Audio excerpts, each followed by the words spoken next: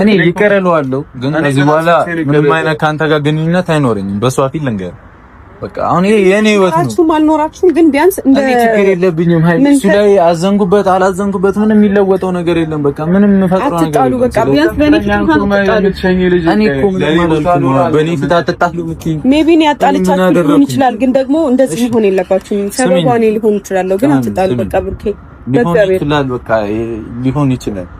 ስሚኝ በቃ አንቺ በሰላም ሂጂ፣ በሰላም ሂጂም ነው እና እንደዚህ የተዳረስንበትም ነገር ተገቢ ነው ብዬ አላስብም። ዝናብ እየመጣባችሁ ነው። ችግር የለውም። ለምንድን ነው ግን አስሬ የምትከታተለው? ይሄ ነገር ነው እንዴ? ምንድን ነው የምታረገው? አሰን በእግዚአብሔር ፓስፖርቷን ምናምን ለምን አታወራትም? ለምን ፓስፖርቷን አትወስድም? ለምን ጠራው? እኔ ድግስ ያለ መሰለ እንዴ? ና ብዬ ጠራው እኮ አብሬ ከአንተ ጋር ልሸኛት ብዬ እኮ አይደለም።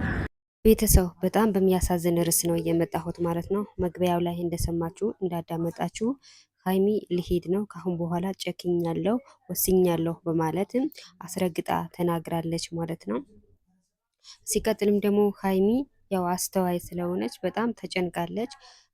ሀሰንና ብሩኬ ለኔ ብላችሁ መጣላት መኮራረፍ የለባችሁም፣ ለእግዚአብሔር ብላችሁ ታረቁ በማለትም በጣም ተጨንቃለች።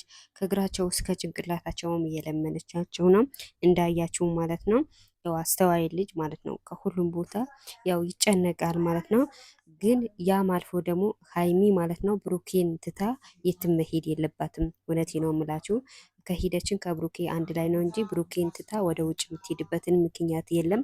ብዙዎቻችሁም ደግሞ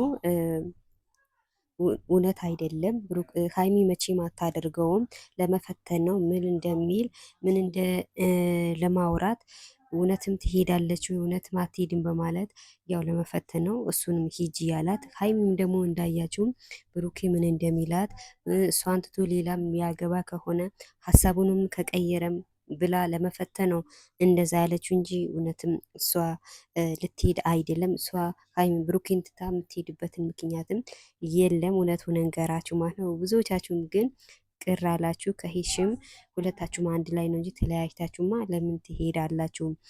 ሀይሚ ማለት ብሩኬ ነው፣ ብሩኬ ማለት ሀይሚ አይደለም ወይ ብላችሁ ብዙዎቻችሁም አዝናችኋል። ከዛም አልፎን ደግሞ እንዳያችሁ መግቢያው ላይ ሀሰንም ተቆጥቷል። ሀሰን ያው አንዳንድ ነገሩ ያጠፋል፣ አንዳንድ ነገሩ ደግሞ ትክክል ነው። ግን ከቻለ ቢያስታርቃቸው አንድ ቢያደርጋቸው ጥሩ ነበረ። እና ያው ሀሰን ተቆጣ። እኔ የጠራሁ መልክህ ቁመትህ ላይ ሳይሆን አብረን ልንሸኛት ነው የጠራሁት በማለትም መልስ ሰጥተዋል። ያው ሀሰንም ደግሞ እስኪ እውነትም ልትሄድ ፍቃደኛት ይሆናል ወይስ አይሆንም በማለት ያው ለመፈተን ነው የጠሩት ማለት ነው። እና ብዙዎቻችሁ ይለያያሉ እያላችሁ ነው። አይለያዩም፣ ጉዞ ይቀጥላሉ እንጂ መቼም አይለያዩም።